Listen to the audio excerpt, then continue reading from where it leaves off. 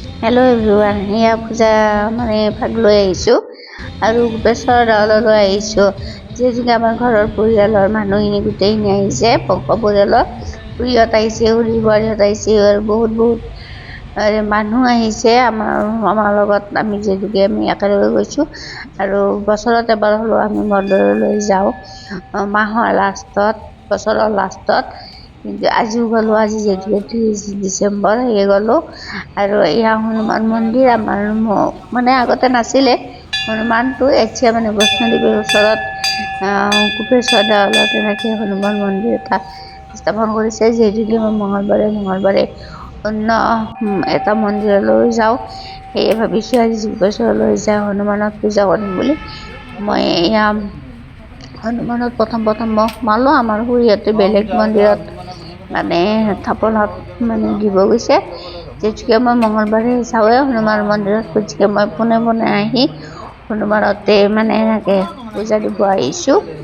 আৰু মই যিহেতুকে পূজাৰ যা যোগাৰ নিছিলোঁ, গতিকে আগতে মই তেখেতক পূজাৰ যা যোগাৰ দি আৰু চাকি বন্তিও দিছোঁ মই আগতে।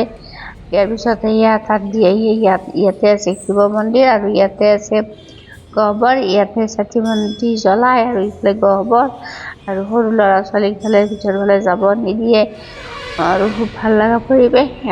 এয়া চাওক, বাহিৰত এটা বহুত ডাঙৰ পুখুৰী আছে, ওচৰতে গাড়ী মটৰ যায় আছে, সুন্দৰ পৰিৱেশ এই দেৱালয়খন।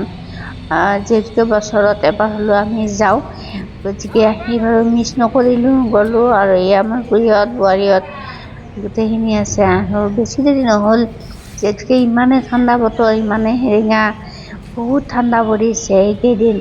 গতিকে প্ৰত্যেকবাৰ মাঘ বিহুৰ আগে এনেকৈ ৰ'দ চ'দ নাথাকে আৰু পূৰা একদম ঠাণ্ডা। গতিকে আমি একদম পূজা পাতল কৰি একদম ভাবিলোঁ আৰু যিহেতুকে সোনকালে যাব লাগিব। আৰু এইটো হৈছে এটা গণেশ মন্দিৰ। এইটো মন্দিৰ কিন্তু মেইন ৰাস্তাৰ কাষতে। আমি যিহেতুকে প্ৰথমে গাড়ী যিহেতুকে গৈছে, গতিকে ইয়াতে ৰখা নাছিলে, প্ৰথমতে ভিতৰলৈ লৈ গৈছিলে। সেয়ে ভাবিছোঁ ভিতৰত দি চাকি বন্তি জ্বলাই দি ইয়াত আহিছোঁ। আৰু এইটো দেখিবলৈও ধুনীয়া। ময়ো এইটো ভিতৰত চাকি বন্তি জ্বলাই দি নামি আহিলোঁ ওপৰৰ পৰা। আৰু ইয়াতে আমি সকলোখিনি বহি ল'লোঁ, পৰিয়ালৰ মানুহখিনি।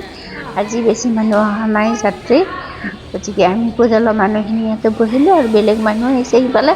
আৰু সেয়ে সোনকালে হৈছে, আজি বেছি দেৰি হোৱা নাই। এনেই দিন চুটি হ'লে আন দিনা কিন্তু বহুত ৰাতি হৈছে। সেইখিনি সময়ত যা যোগাৰে নহয়, বহুত যাত্ৰী হ'লে। যিহেতুকে আজি মানুহ সেৰেঙা আছিলে, বেছি মানুহ নাছিলে। গতিকে আজি আমি যোৱাৰ পিছতে আমাৰ গোটেইখিনি যোগাৰ হৈ ল'ল, আমি বহি ল'লোঁ।